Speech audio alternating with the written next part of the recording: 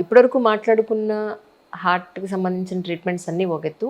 ఇంపెల్లా is something different than other treatments. So, exactly Impella ఎందుకొచ్చింది? ఎలా వచ్చింది? ఎక్కడ ఇది స్టార్ట్ అయింది? ఇక్కడ మన ఇండియాలో ఎలా వర్క్ చేస్తుంది ఎగ్జాక్ట్‌గా అంటే ఏం చెప్తారు? ఇందాక మనం చెప్పుకున్నట్టుగా ఇంటర్వెన్షనల్ కార్డియాలజీ గురించి చెప్పుకున్నాం కదండి. ఇంటర్వెన్షనల్ కార్డియాలజీ అంటే as an interventional cardiologist we fix problems in the heart without opening the heart. Angioplasty, stents వేయటము, ఈ హార్ట్ వాల్వ్స్ రీప్లేస్ చేయటము, these are all within interventional cardiology రేంజ్లో వచ్చిన టాపిక్స్. అయితే కొందరికి ఏంటంటే some patients are very sick. ఇందాక మీరు చెప్పారు కదా 70 years old ఎవరికో స్టెంట్స్ వేయలేము అన్నారు కదా. ఏ కారణం చేత వేయలేమని మనం ఆలోచించాలి. కొన్ని కారణాలు ఏంటంటే కొందరి హార్ట్ పంపింగ్ బాగా వీక్గా ఉంటుంది, ఏ ప్రొసీజర్ తట్టుకోలేని పరిస్థితి ఉంటుంది అన్నమాట. కొందరు షాక్లో ఉంటారు, హార్ట్ అటాక్ వచ్చి షాక్లో ఉంటారు. షాక్లో అంటే వాళ్ళ బ్లడ్ ప్రెషరు నార్మల్గా 120/80 ఉండాల్సిన blood pressure 70-80 millimeters blood pressure ఉండటం, దాన్ని షాక్ అంటారు. ఇటువంటి కొన్ని పరిస్థితుల్లో వాళ్ళకి గుండెలోని రక్తనాళాల్లో బ్లాక్స్ ఉన్నా సరే ఆ బ్లాక్స్ని యాంజియోప్లాస్టీ ద్వారా ట్రీట్మెంట్ చేయాలి, కానీ ఆ ట్రీట్మెంట్ వాళ్ళు తట్టుకోలేరు. వాళ్ళకున్న హార్ట్ కండిషన్, హార్ట్ పంపింగ్ వీక్గా ఉండటం వల్ల, హార్ట్ బ్లడ్ ప్రెషర్ నిలదొక్కుకోపోవడం వల్ల, వాళ్ళ బ్లడ్ ప్రెషర్ మెయింటైన్ చేయకపోవడం వల్ల వాళ్ళకి ఇంటర్వెన్షన్ చేయలేని పరిస్థితి ఉంటుంది. అటువంటి పరిస్థితుల్లో లేదా ఈ షాక్ కార్డియోజెనిక్ షాక్ అంటాం అనమాట. హార్ట్ అటాక్ వల్ల హార్ట్ వీక్ అవటం వల్ల బ్లడ్ ప్రెషర్ బాగా లోగా ఉంటే దాన్ని కార్డియోజెనిక్ షాక్ అంటారు. ఇటువంటి పరిస్థితుల్లో మన హార్ట్కి సపోర్ట్ ఇవ్వాల్సి వస్తుంది, హార్ట్కి రెస్ట్ కూడా ఇవ్వాల్సిన అవసరం ఉంటుంది. ఈ హార్ట్కి సపోర్టు, హార్ట్కి రెస్ట్ ఇచ్చే సాధనాన్ని మెకానికల్ సర్క్యులేటరీ సపోర్ట్ అంటారు. అంటే ఒక మెషిన్ ద్వారా ఈ హార్ట్కి బ్లడ్ సర్క్యులేషన్కి సపోర్ట్ ఇవ్వడం అనమాట. ఈ మెకానికల్ సపోర్ట్ ఇచ్చే డివైజెస్లో ప్రప్రథమైన డివైస్, టాప్ మోస్ట్ డివైస్ అంటే ఇంపెల్లా. ఇంపెల్లా అనేది ఇస్ యాక్చువల్లీ మైక్రో పంప్ అనమాట. ఒక చిన్న క్యాథెటర్, ఒక ట్యూబ్ లాగా ఉంటుంది. ఆ ట్యూబ్లో ఒక పంప్ ఉంటుంది అన్నమాట. సో ఆ ట్యూబ్ని మేము ఈ తొడ దగ్గర నరం ద్వారా, తొడ దగ్గర ధమనం ద్వారా డైరెక్ట్గా హార్ట్ లోపల పెడతాం. హార్ట్ లోపల పెడితే ఆ పంపు హార్ట్లోని బ్లడ్ని సక్ చేసి అయోర్టా, మూల మహాధమనంలోకి త్రో చేస్తుంది అన్నమాట.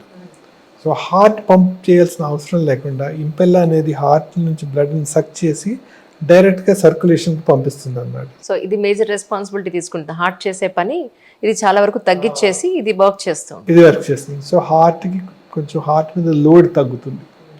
You are unloading the heart plus you are maintaining the circulation. So ఈ పరిస్థితుల్లో ఈ కార్డియోజెనిక్ షాక్ అనే పరిస్థితి రావడం వల్ల కానీ, హార్ట్ పంపింగ్ వీక్గా ఉండి స్టెంటింగ్ ప్రాసెస్ కానీ, యాంజియోప్లాస్టీ ప్రాసెస్ కానీ తట్టుకోలేని పరిస్థితి ఉన్న పేషెంట్స్కి ఇంపెల్లా వేస్తే వాళ్ళు స్టెబిలైజ్ అవుతారు.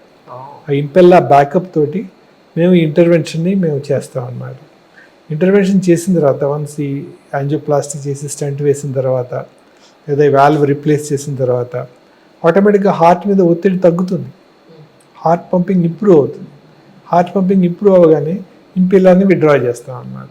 విత్డ్రా చేస్తారా? Yes, లోపల ఉండదు అది. It's a temporary device. Is it? Yes. So it will get temporary backup to the heart to support the heart and the blood circulation while we are giving some time for the heart to recover. Reforms అండి medical టెర్మినాలజీలో. ఇది ఇంపెల్లా అనేది యూజువల్గా just for the procedure period కానీ, లేకపోతే ఒక 2 to 3 days, కొన్ని సందర్భాల్లో 5 to 6 days వరకు వాళ్ళ పెట్టి, ఈ వన్స్ ద హార్ట్ న్యాచురల్గా రికవర్ అవ్వడం స్టార్ట్ అయిన తర్వాత ఇంపెల్లాని విత్డ్రా చేస్తాం అనమాట. ఎక్కడి నుంచి అయితే పంపించారో అక్కడి నుంచి తీసేస్తారా మళ్ళీ? So then the heart will function on its own అనమాట. ఇది గ్రాడ్యువల్గా విత్డ్రా చేస్తాం అనమాట. ఫస్ట్ ఇనిషియల్గా 70% ఉన్న తర్వాత 50% రెడ్యూస్ చేస్తాం ఫ్లోస్, తర్వాత 25% ఫ్లోస్ రెడ్యూస్ చేస్తాము. Once the heart pumping takes over will withdraw the Impella అనమాట. సో ఇంపెల్లా అనేది ఒక latest technology.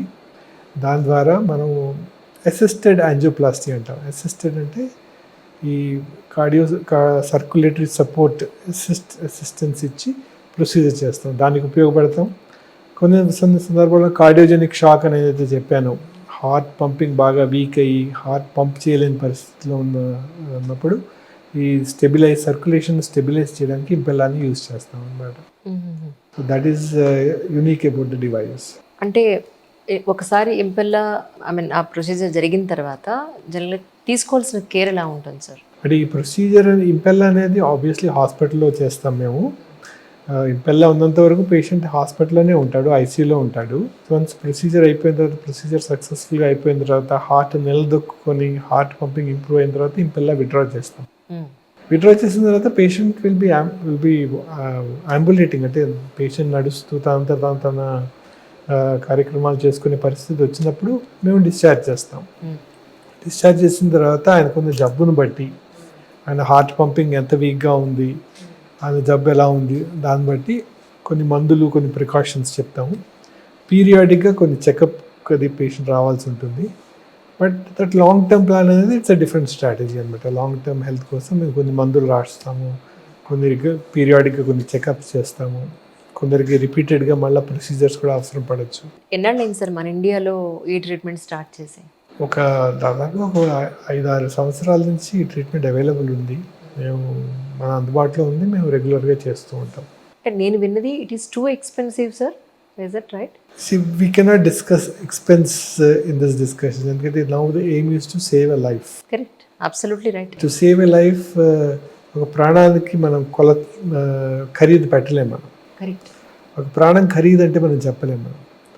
To save a life when there is no constraint of resources limitation లేనప్పుడు, you want to try everything. Supposing this a 40-year-old man working for an IT company, comes with a heart attack, with low blood pressure, very unstable. అతనికి ఇంపెల్లా వేసి అతని life save చేయగలిగితే, ఆయన మనకి సొసైటీకి చేసే contribution is enormous for his family and what he can earn in his life, how much he can contribute to his family, how much he can contribute to his society. Just it's very cost effective strategy. Absolutely sir. Of course, with more and more people health insurance తీసుకుంటే, government support కూడా ఉంటే, I think ఇంపెల్లా అనే procedure నాకు తెలిసి కొన్ని central government scheme లిస్ట్లో కూడా ఉందనుకుంటా నాకు తెలిసి. So it is supported by insurance companies, it is supported by some central government schemes. So it is చాలామందికి అందుబాటులో ఉంది. ఐ అగ్రీ దట్ చాలామంది అందుబాటులో ఇంకా లేదు, బట్ దీని యూటిలైజేషన్ పెరిగిన కొద్దీ the cost will come down and more people will be able. కానీ ఎలాంటి సిచ్యువేషన్స్లో పేషెంట్కి ఇంపెల్లా మనం చేయలేమంటారు మీ ఉద్దేశ ప్రకారం? అంటే కొందరు బాగా అడ్వాన్స్డ్గా హార్ట్ ఫెయిల్ అయిన సిచ్యువేషన్లో ఉంటారు. అడ్వాన్స్డ్ హార్ట్ ఫెయిలియర్ అన్న పరిస్థితిలో ఉంటుంది. వాళ్ళు ఇంపెల్లా వేసినా సరే వాళ్ళకి ఉపయోగం లేని పరిస్థితి ఉంటుంది. అటువంటి పరిస్థితుల్లో వీళ్ళని హార్ట్ ట్రాన్స్ప్లాంటేషన్కి క్యాండిడేట్స్గా మనం డిసైడ్ చేస్తాం. అలాంటి వాళ్ళకి గుండె మార్పిడి శస్త్రచికిత్స అవసరం పడుతుంది అన్నమాట. They are too advanced in the disease. అది ఇలాంటి తాత్కాలిక మెజర్స్ కూడా వాళ్ళకి హెల్ప్ చేయని పరిస్థితి ఉంటుంది. అలాంటి పరిస్థితుల్లో హార్ట్ ట్రాన్స్ప్లాంటేషన్కి వాళ్ళని కన్సిడర్ చేయాల్సి ఉంటుంది.